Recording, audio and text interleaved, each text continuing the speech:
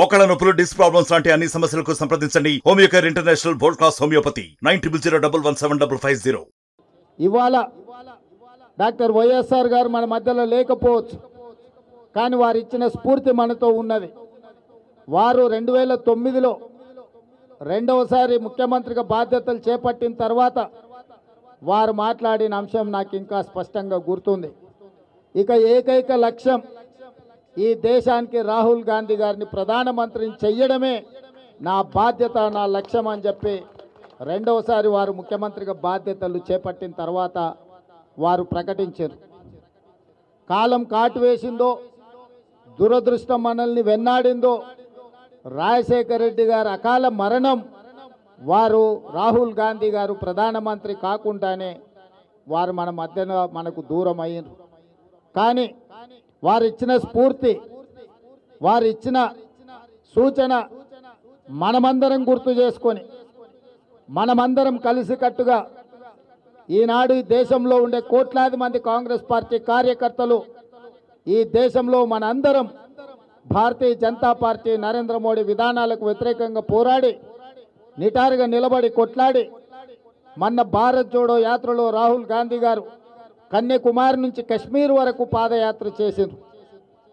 కన్యాకుమారి నుంచి కశ్మీర్ వరకు పాదయాత్రకు స్ఫూర్తి చేవెళ్ళ నుంచి ఇచ్చాపురం వరకు ఆనాడు డాక్టర్ వైఎస్ఆర్ గారు చేసిన పాదయాత్రనే.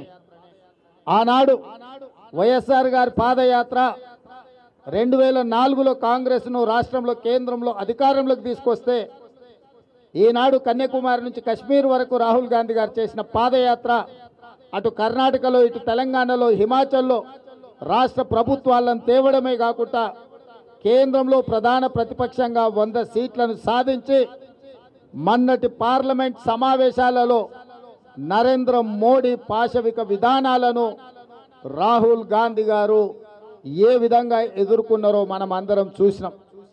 ఈరోజు రాహుల్ గాంధీ గారు ప్రధాన ప్రతిపక్ష నాయకుడిగా రాణిస్తుంటే ఆ సన్నివేశం చూసిన ప్రతి ఒక్క వైఎస్ఆర్ అభిమానులకు ఈ దేశ ప్రధానమంత్రికి ఒక అడుగు దూరంలో మన నాయకుడు రాహుల్ గాంధీ గారు ఉన్నారన్న సంగతి ప్రతి ఒక్కరికి స్ఫూర్తినిచ్చే విధంగా, స్ఫురించే విధంగా ఈరోజు కార్యక్రమాలు చేపడుతున్నాం.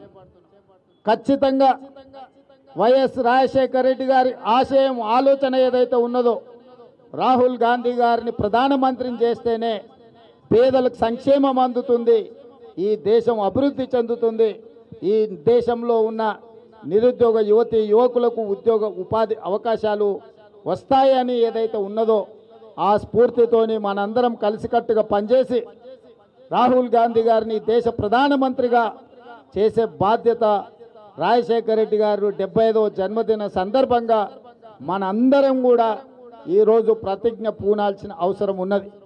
ఈరోజు రాహుల్ గాంధీ గారి కుటుంబానికి పదవి పెద్ద విషయం కాదు.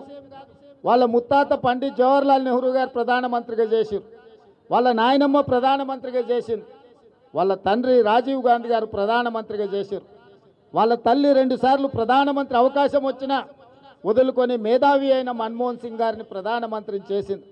రాహుల్ గాంధీ గారు కూడా అనుకుని ఉంటే 2004 నుంచి 2014 లోపల ఈ దేశానికి ప్రధానమంత్రి అయి ఉండేవాడు. కానీ ఈనాడు చారిత్రాత్మకమైన అవసరం ఉన్నది.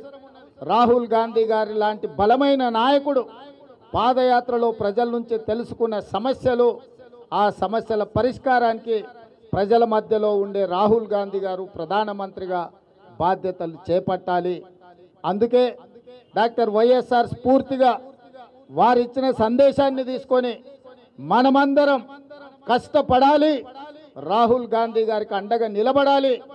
ఈరోజు ఎవరైతే రాహుల్ గాంధీ గారిని ప్రధానమంత్రిని చేయడానికి పూనుకుంటారో, ఎవరైతే ఆ దిశగా అడుగులు వేస్తారో వారే నిజమైన వైఎస్ఆర్ వారసులు, వారే నిజమైన వైఎస్ఆర్ గారి ఆశయాలను కొనసాగించే వాళ్ళు.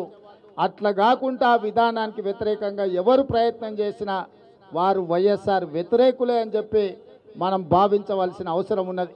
అందుకే ఈరోజు ఈ వేదిక మీద నుంచి మా పెద్దలు బట్టి విక్రమార్క గారు వైఎస్ఆర్ ఆశయం అంటే సంక్షేమం, వైఎస్ఆర్ ఆశయం అంటే రాష్ట్ర అభివృద్ధి, వైఎస్ఆర్ గారు ఆశయం అంటే ఈ దేశంలో కాంగ్రెస్ అధికారంలోకి వచ్చి పేదల కోసం పనిచేసే రాహుల్ గాంధీ గారు ప్రధానమంత్రిని చేయడమే ఆ ఆశయ దిశగా అందరినీ కాంగ్రెస్ పార్టీలోకి రావాలి, మనందరం కలిసికట్టుగా నిలబడాలి, మనందరం ఈ దేశాన్ని బలోపేతం చేయడానికి పనిచేయాలని మా ఉప ముఖ్యమంత్రి గారు ఏదైతే పిలుపిచ్చినరో 100% వారితో నేను ఏకీభవిస్తున్నా.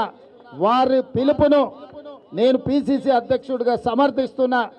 ఈ 3 సంవత్సరాలు 2021 జూలై 7 తారీఖు నాడు పిసిసి అధ్యక్షుడిగా ఇదే మెట్ల మీద నేను బాధ్యత తీసుకున్నా. నిన్నటికి సరిగ్గా 3 సంవత్సరాలు పూర్తి చేసుకున్నాం. ఈ 3 సంవత్సరాలలో ఎన్నో ఒడిదుడుకులను ఎదుర్కొన్నాం. శాసనసభ ఎన్నికల్లో ప్రభుత్వాన్ని తెచ్చుకున్నాం. పార్లమెంట్ ఎన్నికల్లో అత్యధిక శాతం ఓట్లు 8 సీట్లు సాధించుకున్నాం. ఈ స్ఫూర్తిని కొనసాగిస్తూ ఈరోజు రాజశేఖర రెడ్డి గారి జన్మదినం సందర్భంగా కాంగ్రెస్ పార్టీ కోసం కృషి చేసిన 35 మందికి ఈరోజు మనం కార్పొరేషన్ చైర్మన్ పదవులు ఇచ్చినాం. ఎవ్వరు కూడా అందులో పైరవికారులు లేరు, ఎవ్వరు కూడా పనిచేయని లేరు. ఎస్సీ, ఎస్టీ, మైనారిటీ, ఫిషర్మెన్ ఇట్లా వివిధ ఫ్రంటల్ ఆర్గనైజేషన్లకు పనిచేసిన వాళ్ళు, జిల్లా పార్టీ అధ్యక్షులు, మొన్నటి ఎన్నికలలో ఏదైనా సందర్భంలో టికెట్లు ఇవ్వలేని పరిస్థితి ఉంటే త్యాగం చేసిన వాళ్ళందరికీ ఈరోజు రాజశేఖర రెడ్డి గారి జన్మదినం సందర్భంగా 35 కార్పొరేషన్లకు చైర్మన్లుగా ఈరోజు వాళ్లకు మనం జీవోలు ఇవ్వడం జరిగింది. అంటే కష్టపడ్డ కార్యకర్తను కాపాడుకోవాలన్న ఆలోచన, హక్కును చేర్చుకొని అధికారంలో వాళ్ళని భాగస్వాములను చేయాలన్న ఆలోచన, స్ఫూర్తి వైఎస్ఆర్ నుంచి పొందిందే. ఆ స్ఫూర్తిలో భాగంగా ఈరోజు పార్టీ కార్యకర్తలు కార్పొరేషన్ చైర్మన్లు అయినరు. ఈ వేదిక మీద నుంచి రాజశేఖర రెడ్డి గారు స్ఫూర్తిగా కార్యకర్తలకు నాది ఒకే మాట, మీ కార్యకర్తలను కాపాడుకున్నప్పుడే ఈ పార్టీ బలంగా ఉంటుంది, ఈ పార్టీ అధికారంలో ఉంటుంది. ఈ పార్టీ కార్యకర్తల్ని కాపాడుకునే విధంగా ముందుకెళ్తామని తెలియజేస్తూ మీ అందరి దగ్గర సెలవు తీసుకుంటున్నా. ధన్యవాదాలు మిత్రులారా. మరిన్ని వీడియోస్ కోసం ఛానల్ ని సబ్స్క్రైబ్ చేయండి, లేటెస్ట్ అప్డేట్స్ కోసం వాట్సాప్ ఛానల్ ని ఫాలో చేయండి అండ్ లింక్ డిస్క్రిప్షన్ లో ఉంది.